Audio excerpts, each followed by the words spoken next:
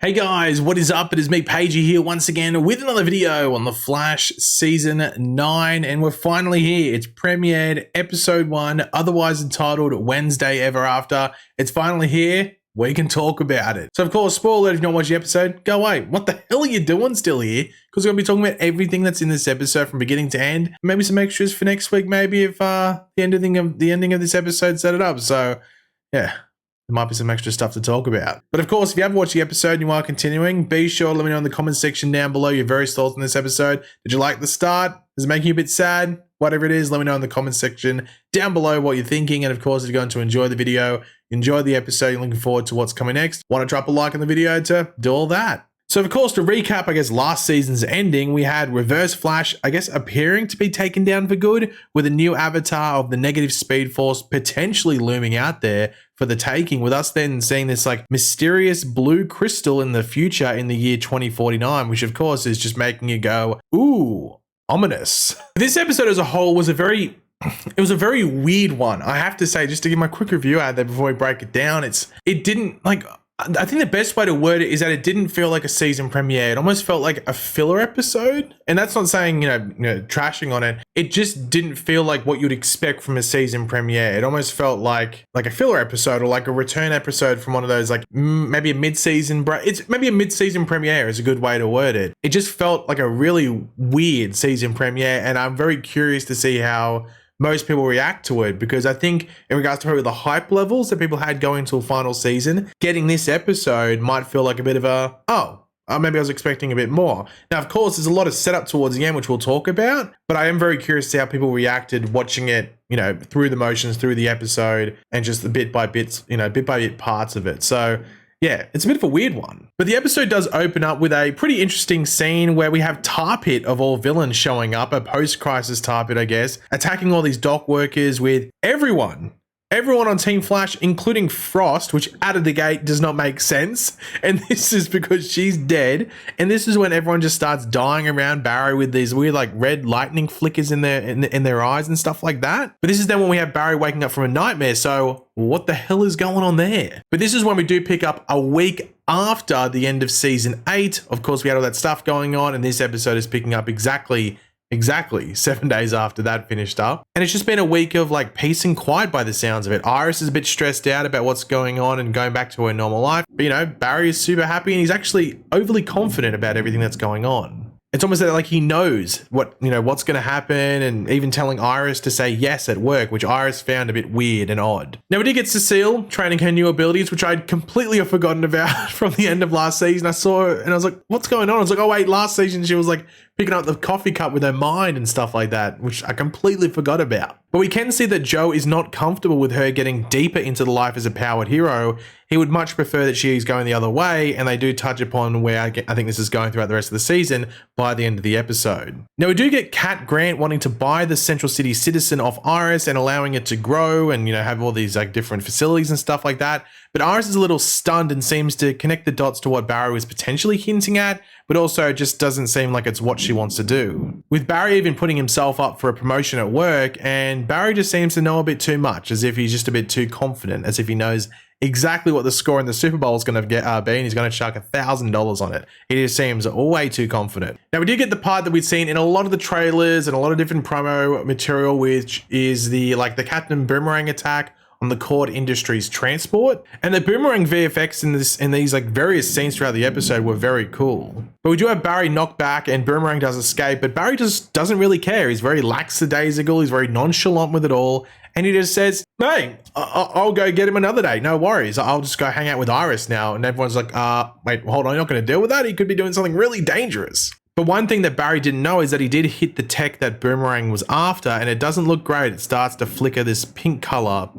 Pink's usually not dangerous, but this time around, pink was a pretty dangerous color. Now we do get Barry revealing his map book, not MacBook, not a MacBook Pro, but his map book Basic, based after this episode, very basic, which traces the future pretty much and maps the future. So Barry knows what is coming, like major events and everything like that, piecing it together from his own experiences with, with the future, I guess even the Still Force and stuff like that, and also some stuff from Gideon. With him dropping the spoiler to Iris that she gets pregnant in 3 months, I don't know what's worse, knowing You're going to get pregnant in 3 months? Again, that's spoiled for you, or maybe someone spawned this episode of The Flash. I don't know. And Iris just doesn't seem to appreciate it. She's like, oh, okay, well, I would have rather that happen naturally and be excited, but I guess I'll get the calendar and the countdown clock on. I mean, thanks for that. And as they go to bed, we do see some pink particles seeping from their bed, similar to that flickering from the Corn Industries like tech pole thing that we'd seen earlier in the episode. So there's some weird stuff going on. Now, when Barry and Iris wake up the next day, it's very similar to the previous morning, with Iris then going through the same conversation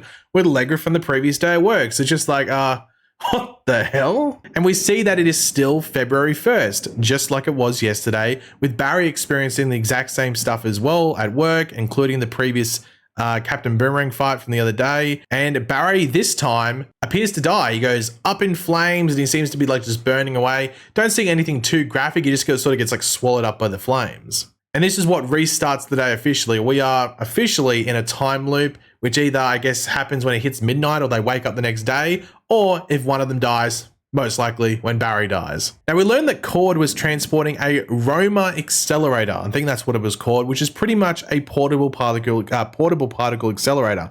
God, what a mouthful. Say that 10 times. So him hitting it with his lightning did kickstart some sort of like odd temporal issue that they're dealing with throughout the episode. Now, we do get this montage of fails. That's probably the best way to put it. Fail after fail. And sometimes they do the same fail twice. So I think with that little thing when they kept touching it, I think they did that 3 or 4 separate times. Now, Iris's sort of like time loop was a bit more frustrating, I guess, in regards to just like the boring side of things. While Barry was trying different stuff, but Iris's was like just the exact same thing over and over and over and over and over and over again. But then again, to be fair, Barry was dying constantly, so I don't know who had it worse. Now, Barry thinks that Iris not accepting that Catco offer for the Citizen is what is triggering this whole time loop and messing things up, as it goes against the map book that he's planned out. And yeah, it is like sort of stupidly unrealistic that Iris would, one, not want to accept this thing that would make her stupidly rich and stupidly successful, and also two, break them out of this time loop, which they wouldn't be able to experience anything while stuck in this time loop because they keeps resetting each time they go to sleep. However, it's a TV show. It's a TV show. And they need to push this story on further into the episode and also be eye-opening for Barry in particular, but just Iris and Barry as a couple. And yeah, you understand that Iris wants to be able to choose her future, but, you know, being stuck in a time loop forever doesn't really allow any future, let alone the future that's being planned by the map book to happen at all. So it's a very unrealistic thing. No one in their right mind would do it this way, but it's a TV show and it allows them to build this relationship up. Because that is one thing that a lot of people complained about, is that, you know, you've had a lot of Barry and Iris like sort of shoved down your throat, but they don't do a lot of development with those two. Now, this was probably the best episode they've done in regards to these two having development, which is maybe why it feels weird having it as a season premiere, because normally it'd probably be reserved for something like midway or 2/3 of the way through the season, which is maybe why it feels odd. But this is probably the best development episode they've ever done for the two, and its final season, its 9th season. Insane. But as we know, when there's doubt, when there's trouble, who do you go to? The GOAT. We go to Joe, we have a conversation. Who else do you go to? And Joe just really opens up Barry's eyes. Sure, there might be the moments and events and just overall achievements and all that in the map book, but there isn't any explanation as to how and why exactly certain things happen. There's no journey to those big moments. And also, there's no real reveal whether there is a happy life in those moments between Barry and Iris. You know, Iris might be getting all these accolades and stuff, but is she miserable while getting them? We don't know. You may have the map Barry, but it doesn't mean you have all of the journey. So this leads to Barry actually destroying the map book in a bit of a cool, like, flick fire sort of situation. Now, this does lead Barry and Iris to doubling up, twinning up, tag teaming up, partnering up, whichever way you want to put it. And they go throughout the day to pretty much go against anything that was an issue in the time loop before, including the Captain Boomerang stuff. However, big issue, as you just expect sometimes, he has a backup plan. And his backup plan isn't like how to get away, how to escape pretty quickly, or something minor. It involves a freaking nuke inside this accelerator. What the hell? But the thing is that Barry tries to move it, the nuke could explode. So Barry actually lets it sort of explode and phases the energy so it doesn't impact any of the city, which was super cool. It was super cool, but also I was like, wait, what's going on? At first I thought maybe he protected the general area around him, so that's why Iris didn't get like, I guess, shriveled up and just exploded, but then just went throughout the entire city, so extremely powerful. And this moment was ruined by Chester and Allegra kissing. I saw the Twitter account for The Flash posted it, and I expected, I don't know what the replies are like now, but everyone was going like, Everyone was going like, we don't want this, we don't care. What the fuck is going on here? And this is pretty much the end of that like sort of segment of the episode, which was most of it. It was like what, I don't know, like 4/5 of the episode. I think it was only like 5 to 8 minutes left while we got into like the rest of the setup for future episodes. But we actually had one of the bigger ones, which was sort of hinted at earlier with Joe, and that's what he wants, and that's that he wants to leave Central City. So I'm sure this is probably going to be in episode 2, and we'll see some development there. But we only know, we know that he's only going to be in like 5 episodes, I think it is. Maybe it could be 6. I think it's 5 episodes is what they're telling us he will be in exactly, or he'll definitely be in. While there could be like maybe 1 or 2 added more, it's definitely 5 episodes at the very least. So I guess he might be in next episode. That might be the last time we get him, or maybe he might be in episode 3 and then he goes after that. But it seems like Cecile's staying. So I'm very curious to see what the explanation around that is, how Cecile stays, but Joe goes, because we see that Cecile's powers are growing. But I mean, once again, I know it's a TV show and just think like the personalities aren't very realistic, but I think if Cecile stayed to be a hero, it'd be unrealistic, I think. I mean, come on. Seriously. But we do see Barry rushing into Star Labs, and I was like, okay, what's going on here? And we see someone there, and Barry believes it to be Caitlin. He got the alert on his phone that it was from Caitlin, but we can clearly tell it's not Caitlin. There's some weird stuff going on, even the way that the person was dressed. Now, of course, this is someone else. It's played by Danielle Panabaker. She turns around, it's clearly Danielle Panabaker, but it's not Caitlin. There's some like weird, crazy blue highlights going on in her hair, and we don't get a name. They don't get a name in here. The promo played at the end of the episode, and I don't think they name who the person is in that promo either. So I'm wondering exactly what's going on here. Is like the power set, what the name is. Like Caitlin's gone, I guess. So that's very interesting, and I'm wondering to see if there's any sort of solution that plays out, or if this is legitimately Danielle Panabaker's character for the entirety of the last season. But we did have Team Flash trying to figure out who is connected to Captain Boomerang and helping him with tech and all of that. And that's when we have Captain Boomerang in this like vacant warehouse area delivering the cord accelerator tech thing to a mysterious person in the shadows. We don't get to see them straight away. And all of a sudden we see this silhouette figure with all this red lining going around. The voice is very odd. I'm trying to ping out who the voice actor might have been. I'm sure it might be on like IMDb, or it might have been in the credits as well. But this is Red Death. They leap with all the lightning going on. You see the Red Death logo pop up, or the Red Death symbol, like all in lightning, pop up on the screen. And that is the cliffhanger. So I expected Red Death to be at the cliffhanger for the episode based off not the season 2, but the episode 2 synopsis. And that's what happened. So I'm very curious to see how that plays out in next episode and more. So now we're getting like 4 episodes, I guess, of Red Death rather than maybe the 2 or 3 that a lot of people were expecting. So I can't wait to see how it all plays out. But this episode as a whole, as I said, it was a weird one because it didn't feel like, it felt not like a season premiere. It almost felt like something that maybe a mid-season premiere, or something that would be like an episode 4 or 5 or an interlude potentially for a season. So it's a very odd one.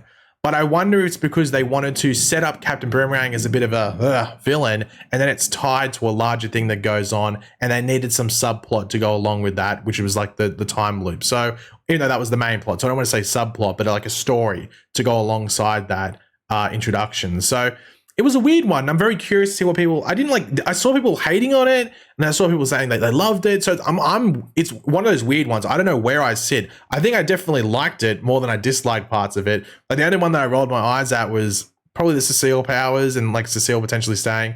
And of course the Chester and Allegra Kiss, because that's a clear one that you'd roll your eyes at. So it was a weird one. It was a weird one. That's why I don't know exactly how to feel, just because it felt very abnormal for a premiere episode. But let me know what your thoughts are on the episode about this. What would you give it out of 10 if you want to give it a rating? What were your favorite parts? Any theories moving forward? Do you think Danielle Panabaker is playing like Louise Lincoln or something, which is another Killer Frost in the comics? I don't know. What do you think is going on there? Are you excited to see more Red Death? And yeah, any other teasers that you think are leading anywhere for something future in the season? Let me know in the comment section down below your thoughts on that. And if you are new to the channel, make sure to subscribe, and I will catch you later, guys. The Flash is back. Let's go. I'll catch you in the next one. Goodbye.